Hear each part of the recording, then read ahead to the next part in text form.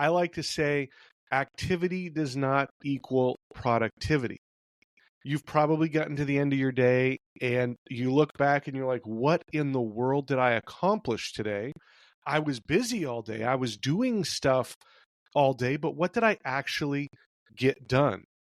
Because let's face it, there are a lot of things that we do that aren't productive. We do a lot of low impact, high involvement tasks, but they're not actually moving your business forward.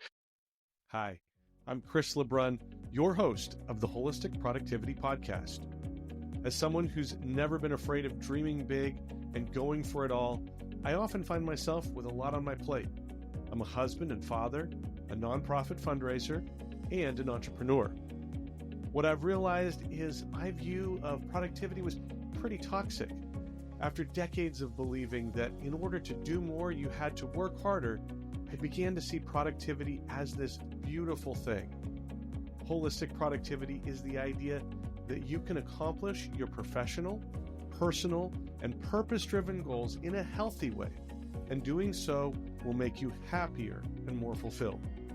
Join me each week as we break down myths about productivity, share practical tips for maximizing your time, energy, and focus, and hear from others about their productivity journey. This is the Wholistic Productivity Podcast. Hello, welcome. Thank you for being here for episode number 3 of the Wholistic Productivity Podcast. My name is Chris LeBrun. So glad that you are spending this time with me. You know, my hope for this show is that you will hear something that is transformative. Now, often that doesn't have to be this big thing that changes your life. Transformation can come from small changes that have a big impact over time. And I think that's what holistic productivity and the podcast can offer. So just glad that you are here and hope that you are finding that thing that you can implement. Today, we are going to talk about 3 myths of productivity. These are things that you have probably heard throughout your life that you, whether you realized it or not, a lot of times these things can just creep in and change the way that we think or feel. The fact is that when we believe these myths, productivity can be pretty toxic. A lot of these ideas about productivity come from a place that isn't very healthy. If we want to ditch this idea of toxic productivity, we have to address and debunk the myths that lead to us thinking that way. So let's dive in here. Myth number 1, productivity means working harder and doing more. Now, this is probably one of those things that you have heard from your boss at one time or another. You know, maybe it's you have a big account that you're trying to land and we need everybody to stay late. Or we want to save money right now, so we're not going to replace employees that leave. We're all just going to pitch in and pick up the slack. This can be fine short term, but believe me, it is not sustainable. There are not enough hours in the day for you to do that, and you can compromise quality by adding more quantity. Let me say that again. Your quality can suffer when we add more to our plate. Because we believe this myth, we see it play out at home as well. We think we can just roll up our sleeves and work harder and get more done. But there comes a point when our bodies and our minds say, enough. We see this toxic trait in our use of paid time off or PTO. There was a 2024 study done by Sorbet, and I'll put the link in the show notes for this, but they found that 62% of Americans don't use all of their time off. 62%. Where do you fall into that number? Do you use it all every year? 5.5% didn't take a single day off in 2023. They didn't use any of their PTO. They also found that each employee holds nearly $3,000 of accrued and unused PTO. And that adds up nationally here in the U.S. to $312 billion with a B of PTO liability, $312 billion in unused PTO. That has increased 15% since 2017. Why aren't you using your paid time off, people? This is crazy. Now, I'll admit, I used to believe this myth as well. I would be stressed out, again, from things that were happening at work, projects that were piling up. And my mother-in-law would say to me, you just need to take some time off. And I would refuse to believe her or listen to her. I'm sorry. Because I thought that I had too much to do. And if I took any more time off, I would just get further behind. But that is absolutely incorrect. Now I know differently. We need to take that time off. That's when we rest and recharge and our brain gets back to functioning correctly. I have a theory out there, actually, that we need more PTO if we want to be more productive. Now, again, there's that whole argument of self-care and refresh and regenerating our mind and our body. But think about this. It's the last couple days leading up before your vacation. And I bet that is when you get the most done. You are trying to get everything checked off your list so that you can go and be on holiday. So I've made the argument to my HR director that if we want more productivity, we need to have more vacation time. Because again, people are going to be more productive in those days leading up to vacation. It's sort of a joke, but not really. There is a lot of truth to that. Again, taking that time off is so valuable. It is so beneficial. So please don't be like the 5.5% that didn't take any time off in 2023. Make sure you're taking your PTO. Now, here's the truth that counteracts that myth. Productivity means being more intentional. Working harder only leads to burnout and frustration. So what we need is to be intentional. And that's what holistic productivity is all about. It's about working smarter before we start working harder.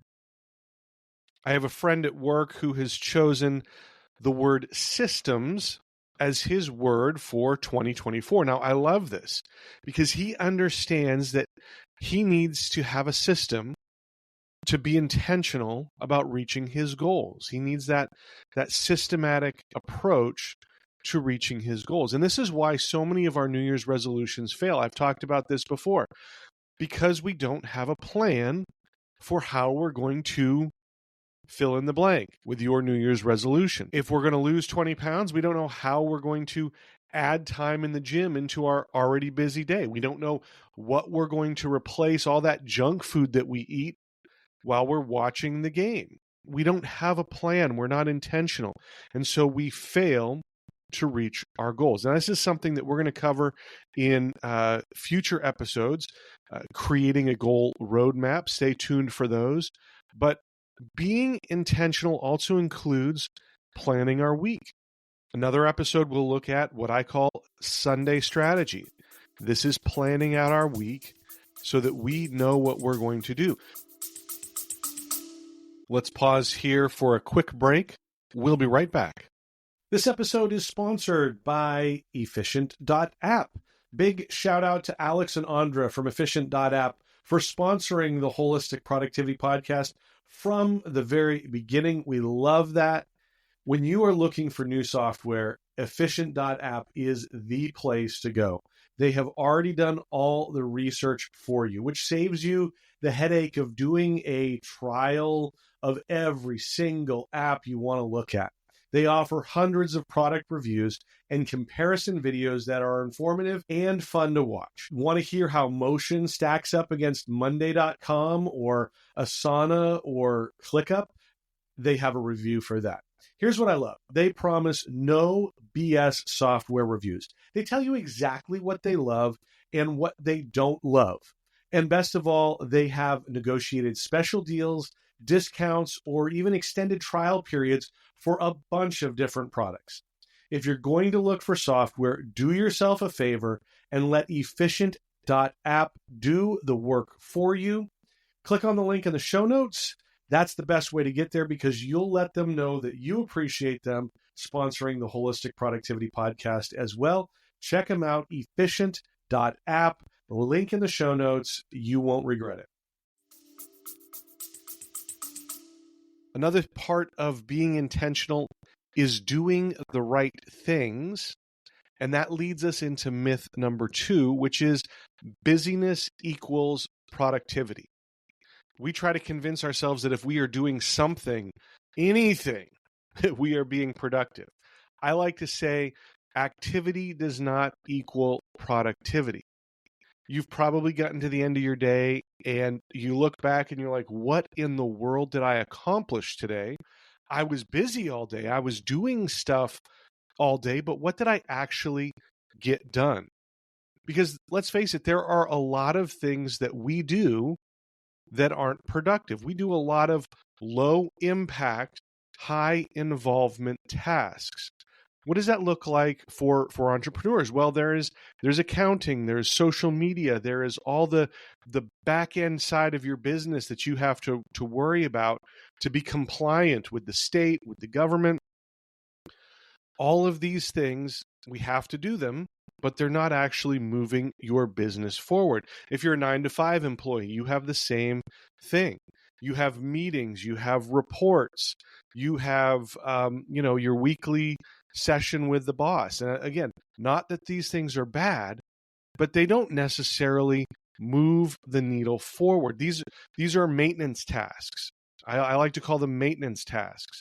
They have to be done, but maybe they don't have to be done by us. We'll talk more about that in future episodes as well. If you've listened to anything about productivity in the last 10, 15 years, you've probably heard about David Allen's Getting Things Done, or GTD. It's a great book. If you haven't read it, I highly recommend it.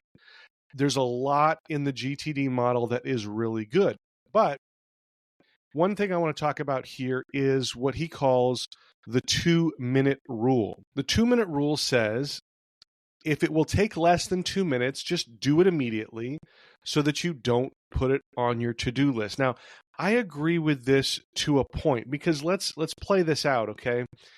If you put all of those things on your to-do list, you're going to have like 100 things there. And you're going to look at it and it's going to stress you out just to see all of those things there. But on the flip side, I could spend 3 hours doing 100 different 2-minute tasks that are all these maintenance tasks that don't actually have any impact on my business.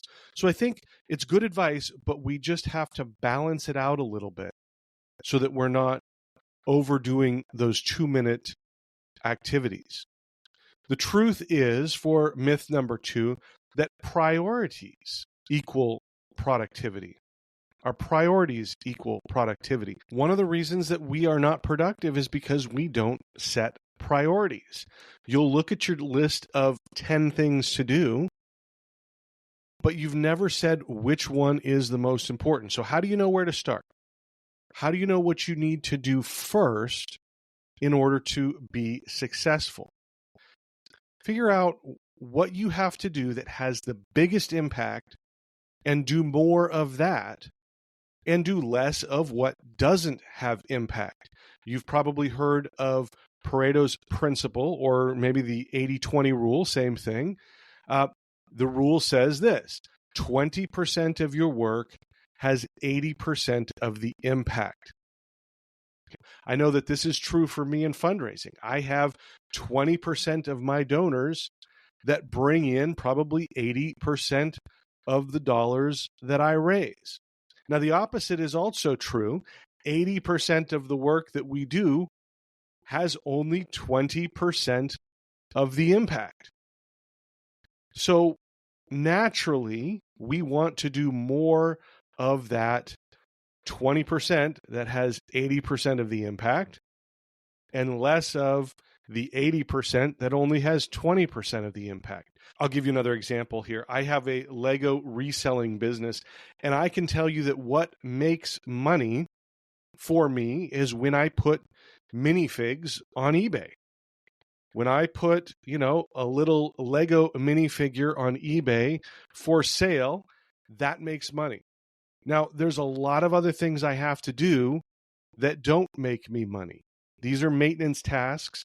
It's sorting Lego. It's, working with my inventory, organizing things, all important things. But what I need to prioritize is putting these guys up for sale. That needs to be the first thing that I do every time that I am working in my Lego business, because those are the things that are going to bring money. Now, obviously, we can't not do some of our maintenance tasks. Again, you can't not do your accounting, or you can't not have some meetings, but understand that this is not what moves your business forward. And you need to figure out how you can minimize those things so that you can spend more time doing the things that will help you reach your goal, that will make you move forward. So now let's look at myth number 3, and that is that happiness comes from achieving our professional goals. I know so many people who find just a huge part of their self-worth in their personal work. And men, I'm going to call us out. This is especially true for us. Women, I think, struggle with it as well, but probably not as often as men. We find our self-worth a lot of times, too many times, in the things that we do in our job. And the result of that is we are willing to sacrifice our families and our personal life, chasing the next project, chasing the next promotion. I'm not saying that we shouldn't be proud of our work. I'm not saying that we shouldn't do our best. But I am saying that there is so much more to life than just work. I heard a coworker say just a few months ago, in life there are times when you're going to disappoint someone, so make sure it's the right someone. He's talking about missing those ball games and those dance recitals over being in the office for something that is just too important to miss. Now, I used to travel for work a lot. I was on the road just about every other week. And I loved travel. I loved what I did. But I knew I was missing things at home. And that was what was needed at that time. But I hated that aspect of the job. And again, I think we have to keep this in balance, because truth number 3 is that happiness comes from achieving all of our goals, from being balanced, from having that holistic approach to our life. And if you're listening to this podcast, you probably have goals outside of work. This is one of those fundamental aspects of holistic productivity, that happiness and satisfaction and fulfillment comes from that balance in life, where we're achieving goals in every area of life: professional, personal, and purpose-driven. If you missed episode 2, go back and listen to it. The link is in the show notes. But we talked about that in episode 2. Life falls out of balance when you're only focused on success in one area of life. Now, I get it. Not everybody wants to have a side business. Not everybody wants to work outside of their professional life. But you probably have personal goals, and these are just as important as our professional goals, if not more important. We rationalize that I need to prioritize work because it puts a roof over my family. And again, that is correct. But if you're struggling with your weight, that can have an impact on your self-esteem. If you are worried about getting out of debt, that causes stress and takes away some of your confidence. We were not made to be purely professional people. We were made to be balanced, and our success in reaching goals needs to reflect that. So make sure that you are focused on success in every area of your life. And again, holistic productivity can help you do that. So there you go. Let's recap these 3 myths and the truths behind them. Myth number 1, you have to work harder to be more productive. We know that is not true. You don't have to work harder. You have to work smarter. You have to be intentional about what you do. Myth number 2, busyness equals productivity. Again, remember what I say? Activity doesn't equal productivity. Figure out what makes the biggest impact on your business, on your goals, in your family, wherever that goal is. Figure out what has the biggest impact and do more of that. Make those your priority. Myth number 3, happiness only comes when you are achieving your professional goals. The truth behind that one is we are the happiest when we are achieving goals in every area of our life, professional, personal, and purpose-driven. It's that balance that brings the true happiness. Okay? So there you go, 3 myths and 3 truths. Thank you for listening. Again, if you are not subscribed, please subscribe on your favorite podcast platform. That means you will get the show delivered every time that it comes out. If you enjoyed this, I would love for you to go in on your favorite platform and rate the show. Let others know about it. Let them know why you like it. If you don't like it, let me know, but let others know why you like it. It's just a huge help for us. Also, share it with a friend. We'd love for you to bring friends to the show if they can benefit from this. You can find us on any social media platform, basically at Wholistic Productivity. We're on Instagram, Facebook, Threads, LinkedIn, YouTube. Find us there.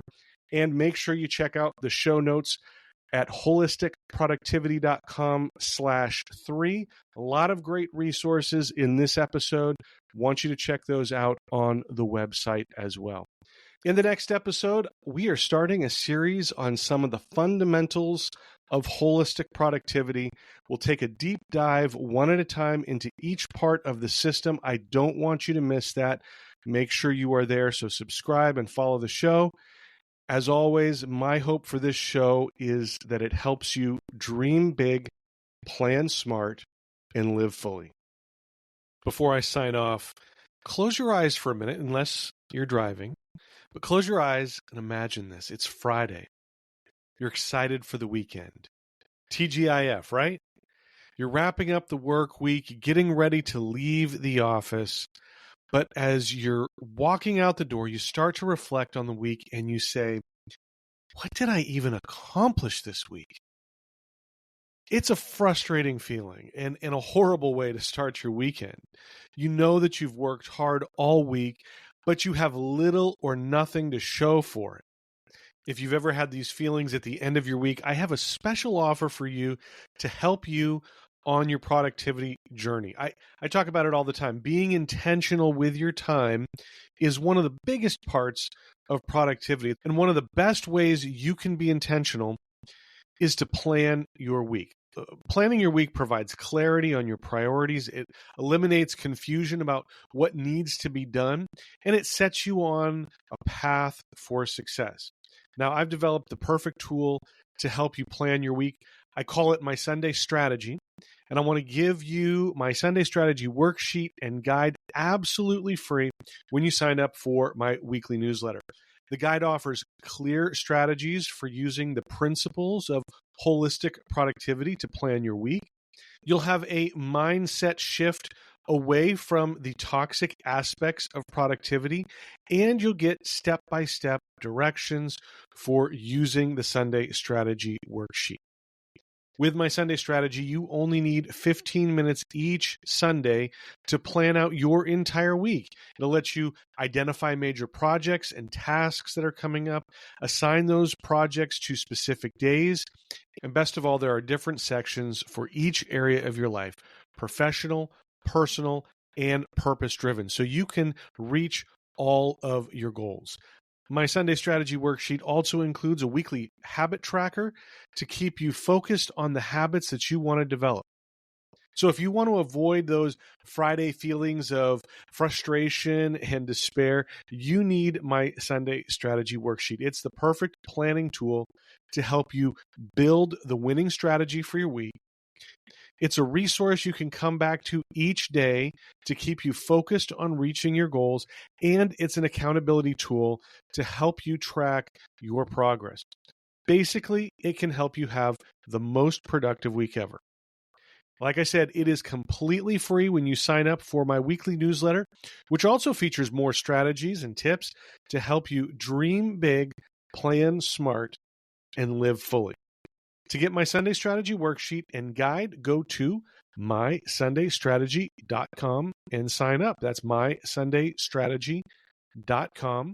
There will also be a link in the show notes, but again, mysundaystrategy.com. Look forward to having you back here for the next episode of the Wholistic Productivity Podcast.